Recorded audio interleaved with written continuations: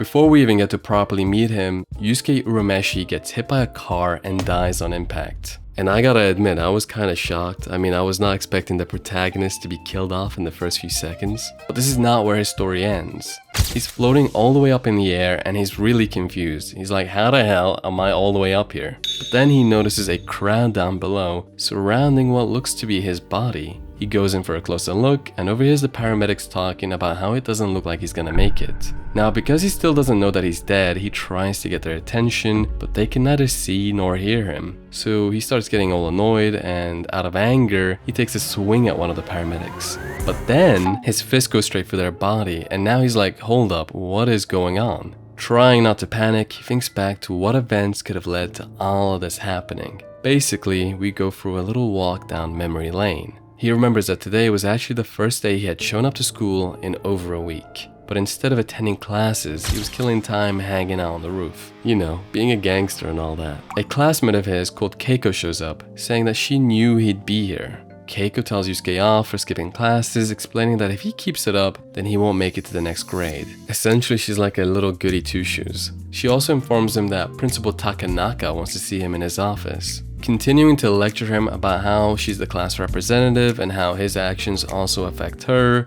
She doesn't notice that Yusuke is not listening. Somehow, he's gotten up behind her, and let's just say he's moving a little crazy. So she smacks him hard across the face, which we can't argue against, right? It's a very well-deserved smack, and he just stumbles away. He then walks around the school and finds two other boys huddled together, gossiping about none other than Yusuke himself. They're laughing and acting very cocky until they realize that he's actually standing right behind them. You know, it's like that meme. And now suddenly they're panicking and pleading with him for their safety. But before anything can happen, a teacher called Iwamoto arrives and immediately assumes that Yusuke's the one causing trouble. I don't know this guy's problem, but it just seems like he hates Yusuke for some reason. He accuses him of robbing other students, and basically he lets him know that this school is not a place for someone like him. But Yusuke snaps and tells him to shut up, saying it's not up to him to decide whether he belongs here or not. Either way, Yusuke walks off. He's had enough and wants to go home, but right as he's about to exit out the school gates, he gets stopped by the principal himself,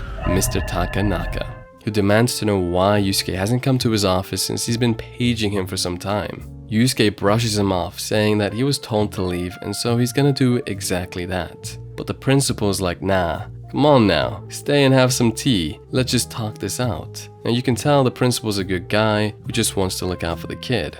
But Yusuke is not interested and tells Takanaka to stay out of his business. He's done with everyone trying to lecture him and so decides to go back home. Entering his house, he finds his mom sitting up in bed and smoking a cigarette. You know, she's having a little morning smoke. Nothing wrong with that. He asks if she just woke up, but she doesn't even answer, telling him to just go make her some coffee. And while he's doing that, she asks why he's not at school, pointing out that if he's not gonna attend, then he might as well quit since school is not free. And that right there is the last straw for Yusuke. He doesn't want any more lectures today and tells his mom to quit nagging him, but she tells him that if he doesn't like it, then he's free to leave home. He doesn't have to stay here. She manages to get under his skin and he storms out, going into town where he's stomping around and looking all grumpy. Now he's barely outside for 5 minutes before getting ambushed by his self-proclaimed rival, Kuwabara. Now this weird looking dude challenges Yusuke to a fight. You know, he's bragging about how he's the #1 delinquent at his school, and from first impressions, he seems pretty confident. This guy might really be tough. Yusuke gladly accepts, saying he's already pissed off today, so this is gonna be a good way for him to vent some frustration. And straight away, we see they're nowhere near the same level. Yusuke beats the brakes off Kuwabara and sends him flying away like a ragdoll. All of Kuwabara's followers, they get too scared to jump in, and so Yusuke just gets to stand there, savoring that refreshing feeling that comes with beating someone up, I guess. After he's left the scene, Kuwabara's cowardly gang crowd around their fallen leader and tell him that maybe he needs to give up this whole rivalry thing he's trying to have with Yusuke. They're like, you've never won a single fight against him, and now he's kicked your ass for the 156th time. But he tells him to shut up. He's not quitting till he wins. Kuwabara is persistent, I'll give him that. Next, we cut to Yusuke strolling about, you know, doing his thing. But wait a second, this place actually looks a little familiar. we see a kid accidentally kick a soccer ball towards him, and Yusuke picks it up, telling the little boy not to be playing around here since there's a lot of cars going by, it's just not safe. But he realizes the kid isn't really getting him, so he makes a couple of funny faces to cheer him up and get him to listen. Before handing him his ball back, he tells him, "Go play somewhere else, this place is way too dangerous." But not even 2 seconds later, what do we see? The kid still at it, dribbling the ball down the sidewalk. This time though, he ends up kicking the ball into the middle of the street and just cluelessly chases after it. But right at this moment, there's a car speeding down the street. As we know, Yusuke is obviously not a bad guy, no matter what other people may think of him. He wants to save the kid, so he runs in immediately. He then lunges and barely manages to move the kid out of harm's way, but the car is not able to brake in time, and Yusuke ends up being the one who gets hit. So now we're back to Yusuke flying up in the air, and he's come to the conclusion that he is in fact dead. But he's like, wait a second, if I'm dead, what am I doing here? He wonders if he's a ghost or something, and that's when some random girl on a broom shows up and says, "Bingo. That's right." She explains that usually in accidents like these, people have a hard time accepting the fact that they've died. But Yusuke couldn't care less. He just wants to know who the hell this girl even is. And so she introduces herself as Botan, his guide across the river Sanzu. Basically, she's like a girly pop Grim Reaper. Yusuke naturally has a bit of a hard time processing her appearance and just how unserious she seems. And you can't blame him. Usually you'd expect the Grim Reaper to be looking a little scarier, you know? So to prove it, Botan pulls out a little notepad and she starts reading out loud all of Yusuke's attributes and characteristics, mentioning how much of a misfit and troublemaker he's been his whole life. And this girl doesn't even hold back at all. Like, she even jokes that maybe it's not such a bad thing that he died. This gets Yusuke feeling exposed, and he tries to snatch the book out of her hands, but Botan's too quick with it, and so he decides, whatever, what am I even doing here? And more importantly, what happened to that kid I saved? Botan asks him if he wants to go check on him, and so they end up finding the kid at a nearby hospital. He's with his mom and is getting seen by a doctor who tells them that there's basically nothing to worry about. Yusuke is relieved and tells Botan, "That's it, I'm satisfied, no regrets." He tells her that she can take him to hell or wherever he's meant to go. But she just laughs and tells him that she's not here to take him anywhere. She's like, "Okay, slow your roll, pal." Instead, she's here to ask him if he's willing to undergo a trial, which, if he succeeds in, will allow him to come back to life. Yusuke's confused and asks what this is all about.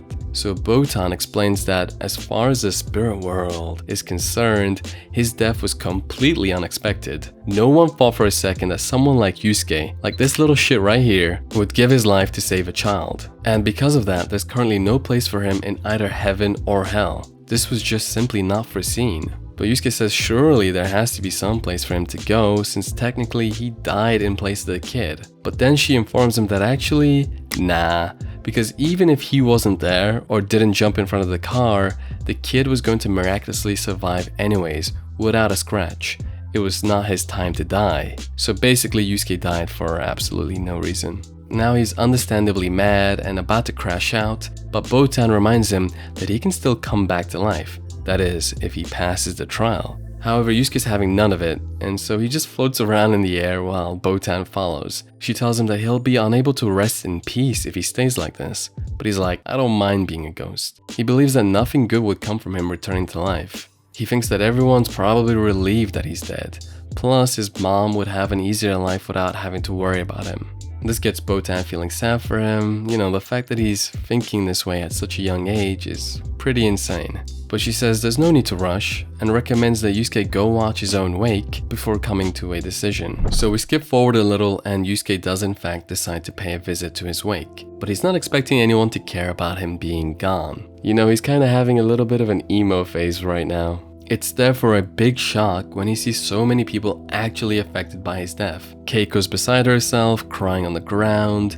His so-called rival Kuwabara shows up, all emotional, demanding that Yusuke comes back. And even the school principal starts crying when paying his respects. We also see Yusuke's mom, who he assumed would be better off without him, muttering his name repeatedly and sobbing to herself.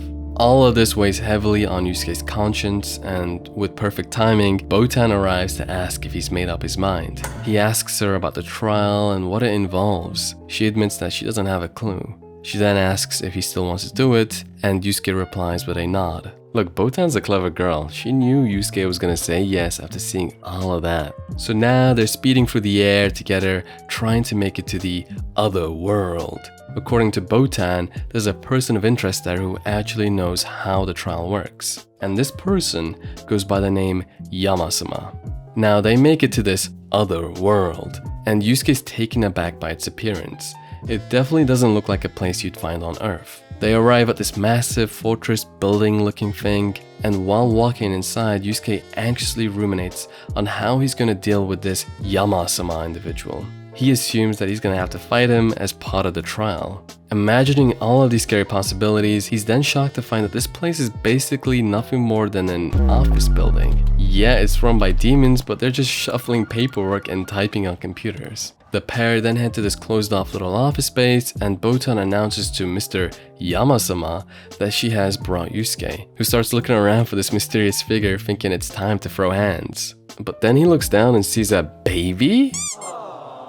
This is supposed to be the big bad Yamasama? Now, Yusuke's feeling like he's getting pranked, and honestly, I can't blame him. He's like, there's no way this little kid could possibly be Mr. Yamasama. But it actually really is him. Yama clarifies that despite his appearance, he's been alive for 50 times longer than Yusuke. So he's like, you're the kid here. Basically telling him to shut his mouth and show some respect. Moving past that, Yama explains that since they're way too busy over here, he's gonna make this quick.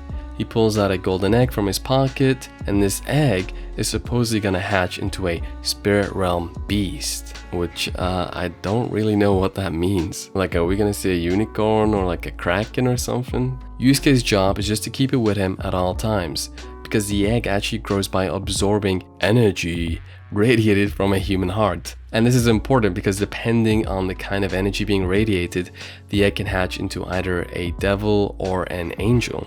So if Yusuke's heart were to radiate too much evil or dark energy, then he can expect to see some sort of horrifying monster come out of that egg, which would then consume his spiritual body and end any possibility of him returning to life. So it's not exactly a kraken, but it's still something scary that Yusuke might have to deal with if he's still gonna go on with his little villain arc, beating everybody up. Either way, knowing the risks, Yusuke accepts the challenge. Him and Botan then come back to Earth, and she tells him that before anything can happen, he needs to go and rescue his physical body before it gets cremated. I don't know if you guys know, but over in Japan, they just cremate everybody. It's like very rare to get buried. So he starts soaring through the air like Superman, not wasting any time, but then he stops and he's like, wait a second, how is he supposed to talk to people and tell them not to burn his body while he's a ghost? Botan tells him that as a ghost, he can appear to people in their dreams and talk to them that way. So they go back to his place, but they find out that Mom's not sleeping. She's drunk and ranting in front of Yusuke's photo, saying how dare he die on her like this. Even though in the beginning, it kind of seemed like she was a little cold towards him, but it's obvious that she really did love him, like she really cared for him. Either way, it doesn't look like she's gonna go to sleep anytime soon, so change of plans. Yusuke decides to try and talk to Keiko instead.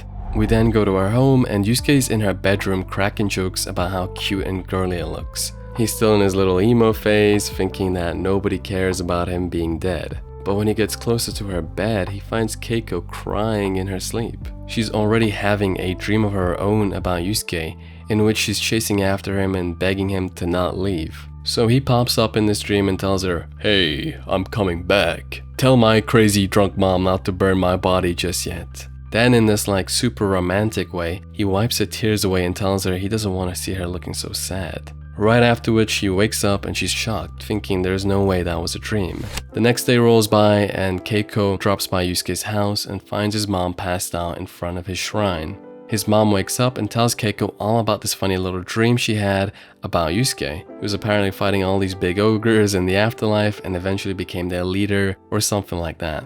Seeing and hearing his mom talk like this makes Keiko feel a little awkward talking about her own dream, thinking it might be kind of disrespectful to bring up. So she just doesn't say anything. This leaves Yusuke freaking out because tomorrow is the day that his body is scheduled to be cremated, so they can't just wait around till nighttime again. He asks Botan what the hell he can do, and she starts flipping for a handy little notepad before telling him that there's only one other way. As a ghost, he can quote-unquote borrow someone else's body, but there's rules. He can't just take over any person's body. It has to be someone close to him who also happens to have a strong spiritual sensitivity. So Yusuke's like, who the hell could that possibly be? But it turns out there is one person that fits this criteria. Good old Kuwabara, who we learn has always had a sort of sixth sense when it comes to supernatural things. You know, he's able to sometimes see or feel the presence of spirits and ghosts, you know, all sorts of spooky stuff. He even manages to feel Yusuke and Botan's presence when they're observing him. See, I knew we were gonna see this guy again. I mean, he looks weird, but like, he's also really cool, so yeah. Left with no other choice, Yusuke possesses Kuwabara's body, but he's on a time limit. As Botan explained before, he can only borrow a person's body for around about an hour. Kuwabara's homeboys immediately can tell something's off, but before they can even ask any questions, Yusuke runs off in search of Keiko. He goes to a parent's noodle shop asking where she's at, and they're like, who the hell are you? Like really, who is this random guy asking about our daughter? But they do tell him that she's out right now. Now, Yusuke's kind of an idiot. He foolishly tries to tell them that it's him. He's like, it's me, Yusuke. But that just ends up pissing them off. The dad's like, there's no chance your ugly ass is Yusuke. So he gets kicked out of the store, and when he checks the time, it's already been 15 minutes. So he needs to track her down fast. But while he's running around looking for her, a group of delinquents pop up and they seem to know Kuwabara. They're here for a fight. Yusuke tells them he's got zero time for them. However, they're like, nah, we're settling this right now. So he ends up kicking their asses. But then he finds himself confronted yet again by another group of thugs. Somehow, I guess Kuwabara's been beefing with everybody for no good reason. However, none of these guys are a match for Yusuke either, and he takes them out quick. Now he's catching his breath and he spots these two girls that he knows are Keiko's friends. He rolls up to them with a bruised, swollen face and scares them off. Like, Kuwabara is already naturally ugly, but somehow he's managed to make his face look even worse. So this is really bad. There's only 10 minutes left and it looks like it's gonna be too late for Yusuke. But then Keiko appears. It's a miracle. Turns out she was actually hanging out with the other two girls who ran off. She's like, where the hell did they go? Now, Yusuke knows that with so little time left and with his current appearance, it's gonna be hard convincing Keiko that it's really him. So he starts thinking really hard about how he can get through to her. And his best answer is to, yeah. But it works. She instinctively calls out Yusuke's name and turns around to deliver a slap. But when she sees Kuwabara instead, she's like, wait, who is this? But he tells her, no, it's really me, it's Yusuke. He's on the floor complimenting her like, damn, you still hit as good as ever. Keiko gets a little overwhelmed and she starts having like this double vision, but he tells her, listen, I just need you to believe me right now, okay? And she already does believe him, saying there's no one else that could have the same mannerisms and way of talking. So she's already on board. Realizing there's not much time left, he cuts to the point. He tells her he's gonna come back and all he needs is for her to take care of his body in the meantime. He's got the sun behind him, looking all cool and shit, and Keiko's a real lover girl. She's ride or die for him. She tells him that she'll wait however long it takes for him to return. They embrace, it's all sweet and romantic, but during the hug, Yusuke leaves Kuwabara's body, and the poor guy hasn't got a clue what's going on. He just sees a pretty girl hugging him, and so decides, why not go with the flow? Keiko realizes it's no longer Yusuke, and smacks poor Kuwabara across the face in front of like a bunch of onlookers before running away. She goes straight to Yusuke's home, and is knocking on his front door, yelling for his mom to open up. And when she does, his mom's clearly taken aback by something. She cuts Keiko off before she can even say anything, and tells her that Yusuke's body, his heart, is beating. So they both hug and start crying out of happiness, realizing that Yusuke's really still alive. So what's gonna happen next? Well, hopefully if this video does well enough, we'll get to go through the entire Yu Yu Hakusho series together. Either way, I hope you guys enjoyed this video. Don't forget to like and subscribe.